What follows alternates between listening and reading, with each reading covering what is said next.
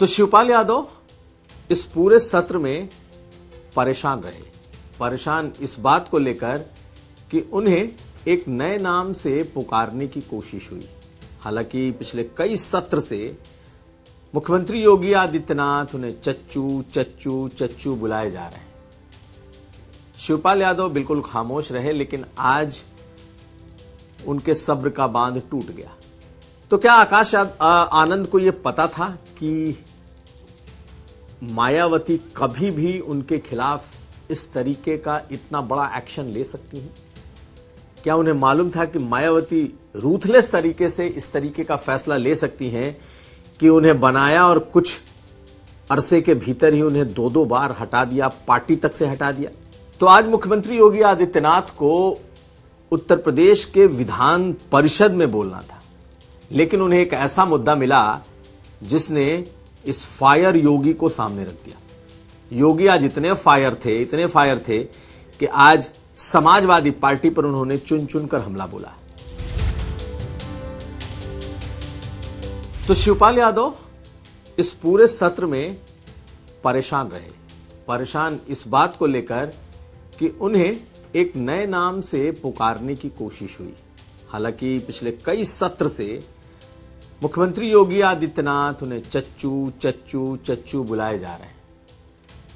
शिवपाल यादव बिल्कुल खामोश रहे, लेकिन आज उनके सब्र का बांध टूट गया और उसकी वजह भी हुई।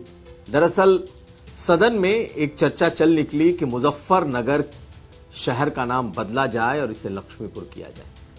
जब शहर के नाम की चर्चा बदलने की चर्चा निकली तो शिवपाल यादव का अपना दर्द भी जुबान पर आ गया। और शिवपाल यादव ने आज जब सत्र खत्म हुआ तो उसके बाद मीडिया कर्मियों से बात करते हुए ये कहा कि उनके नाम को भी बदलने का प्रयास बीजेपी कर रही है और कहीं ऐसा ना हो कि ये बीजेपी वाली मेरा नाम ही बदल दे। जब उनसे पूछा गया कि आपके नाम को, कौन सा नाम आपका बदल रहे हैं, तो उन्होंने ये कहा कि मुझे शिवपाल यादव के नाम से तो या शिवपाल जी कोई बोल ही नहीं रहा, मुझे तो सब चच्चू चच्चा चच्चा कर रहे हैं और अब सदन में सारे लोग इसी नाम से बुलाने लगे हैं। तो अंदर की एक पीड़ा भी दिखी जो शिवपाल यादव जितना सीनियर पॉलिटिशियन रहते हुए उन्हें एक नए नाम से इस सदन में अब जाना जाने लगा है, इसका एक दर्द भी उनके अंदर दिखाई दिया। और दूसरी बात ये कि शिवपाल यादव कम से कम उनको लगता है कि अगर मुख्यमंत्री उनको बुलाते हैं वहां तक तो ठीक है, लेकिन अब ज्यादातर जो विधायक हैं वो भी इसी नाम से बुलाने लगे। ये दर्द शिवपाल यादव का सुनिए, आज उन्होंने बातचीत में क्या कहा है। भारतीय जनता पार्टी के लोग केवल नाम बदलने का काम करते हैं और कोई काम तो करते नहीं, केवल नाम बदलते हैं। अब देखना कहीं हमारा और तुम्हारा नाम न बदल दें। और रोज सदन में देख रहे होगे हमारा नाम तो चच्चू चच्चू कह करके माला जपते रहते हैं, तो कहीं आपका हमारा नाम न अपनी ओर खींचना चाहते हैं, इस वजह से बार बार आपकी ओर इशारा होता है। अरे हम लोग समाजवादी हैं, समाजवादी पार्टी लोग कभी बदलते नहीं। तो नाम बदलने का ये खेल अब शहरों तक ही सीमित नहीं है, बाकायदा बड़े नेताओं के नाम भी कुछ इस तरीके से बदल रहे हैं कि शिवपाल यादव को डर है कि कहीं उनका नाम ही न बदल जाए। अब शिवपाल यादव या शिवपाल जी छोड़कर लोग उन्हें चच्चा और चच्चू ही न बुलाने लगे। हालांकि उनके इलाके में जो जसवंत नगर से लेकर पूरा मैनपुरी, इटावा, एटा, ये तमाम जो इलाके हैं वहां के तमाम लड़के, तमाम युवा उन्हें चाचा चाचा ही बुलाते हैं।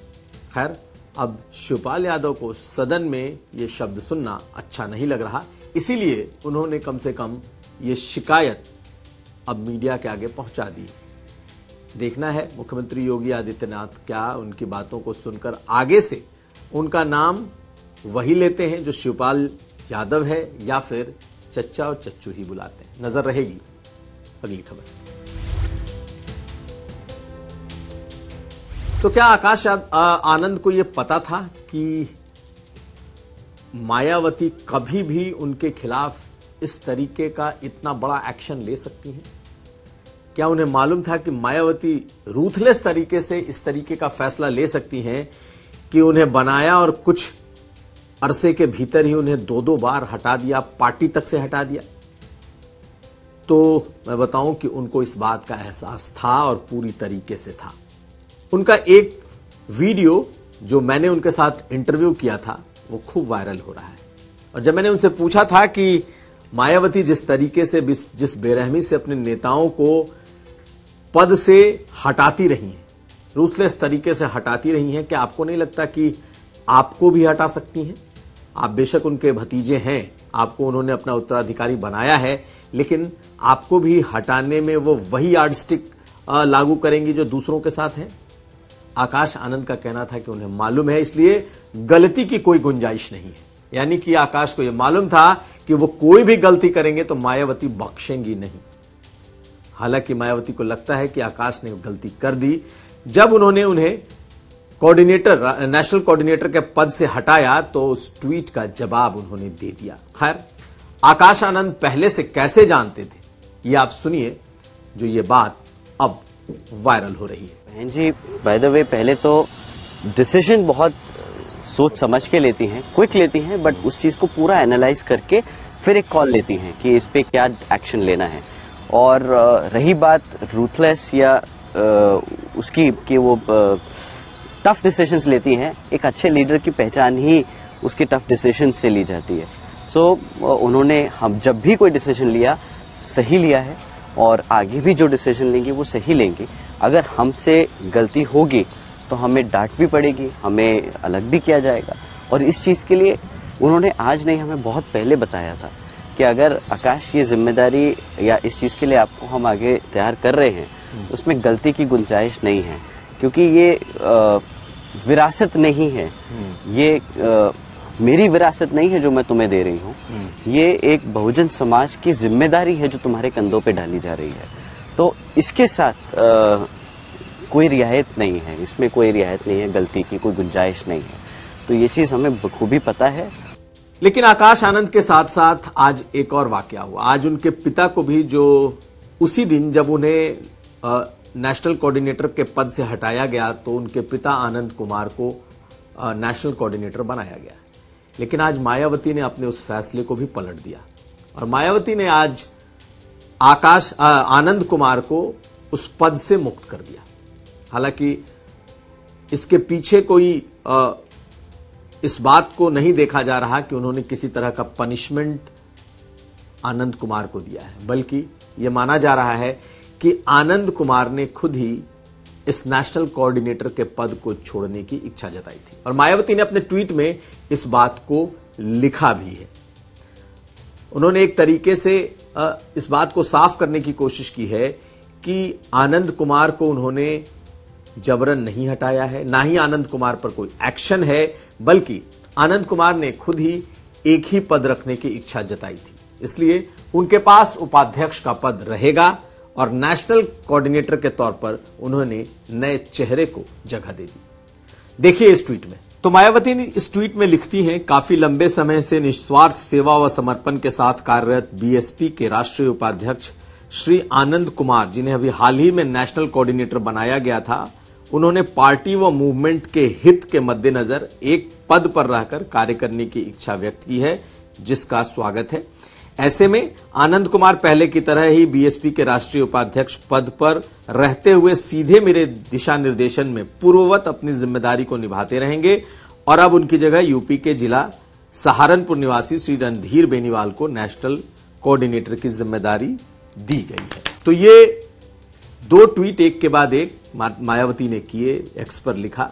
लेकिन इस ट्वीट की भाषा से एक बात साफ है कि किसी तरह का कोई ये दंड नहीं है, बल्कि आनंद कुमार ने खुद ही इस पद को छोड़ने की इच्छा जताई थी। लेकिन अब यहां दो सवाल हैं। क्या आनंद कुमार ने अपने सेहत की वजह से यह फैसला लिया है, क्योंकि वो हाल के दिनों में बीमार रहे हैं, या फिर आनंद कुमार आहत हैं कि उनके बेटे के साथ इस तरीके का दुर्व्यवहार हुआ है। दुर्व्यवहार इसलिए क्योंकि बेशक वो पॉलिटिकल फैसला है, लेकिन आनंद कुमार के बेटे हैं आकाश कुमार, एक दिन उन्हें नेशनल कोऑर्डिनेटर पद से हटाया, दूसरे दिन पार्टी से निकाल दिया।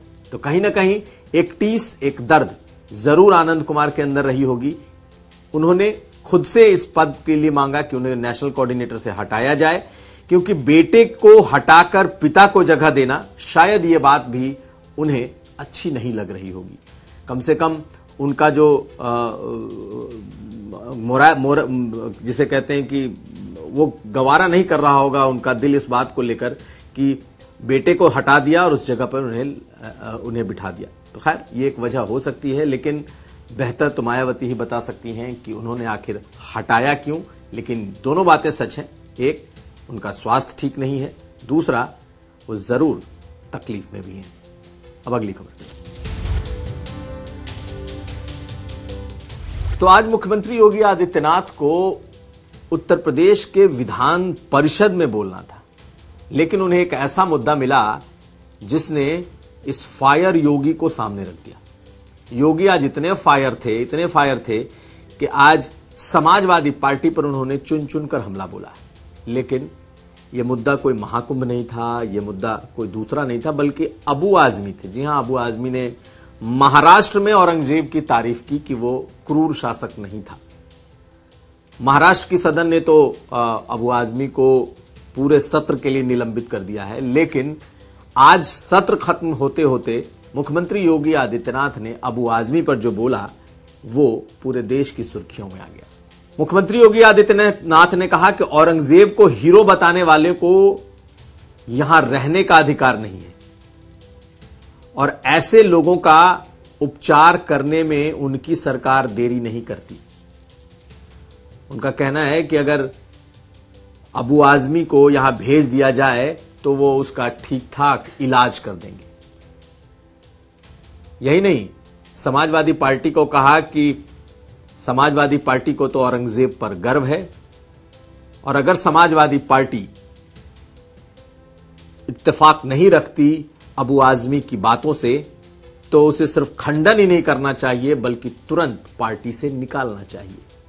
इतने सख्त लफ्ज शायद ही मुख्यमंत्री ने कभी इस्तेमाल किए हों जब उन्होंने उस कमबख्त इस शब्द का इस्तेमाल किया अबू आजमी को लेकर। खैर, मुख्यमंत्री ने क्या कहा सुनिए, लेकिन अखिलेश यादव ने कैसे अबू आजमी की हर बात से अपनी सहमति जता दी ये भी हम आपको बताएंगे। सुनिए मुख्यमंत्री को पहले। पार्टी का नेता,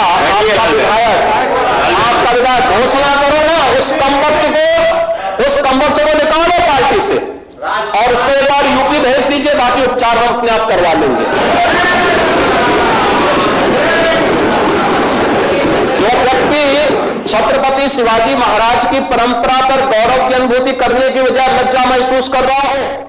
तो कितने फायर हैं योगी, ये आपने सुन लिया, लेकिन बारी थी जवाब देने की समाजवादी पार्टी की। यूं तो कई नेताओं ने औरंगजेब की शान में कसीदे पढ़े कि औरंगजेब ऐसा था वैसा था, लेकिन अखिलेश यादव ने भी एक ट्वीट किया। अखिलेश यादव के ट्वीट की जो भाषा है वो ये दिखाती है कि वो कम से कम अबू आजमी के साथ पूरी तरीके से खड़े दिखाई दिए। तो अखिलेश यादव ने अपने उस एक पोस्ट में लिखा है कि निलंबन का आधार यदि विचारधारा से प्रभावित होने लगेगा तो अभिव्यक्ति की स्वतंत्रता और परतंत्रता में क्या अंतर रह जाएगा। हमारे विधायक हों या सांसद, उनकी बेखौफ दानिशमंदी बेमिसाल है। अगर कुछ लोग सोचते हैं कि निलंबन से सच की जुबान पर कोई लगाम लगा सकता है तो फिर यह उनकी नकारात्मक सोच का बचपना है।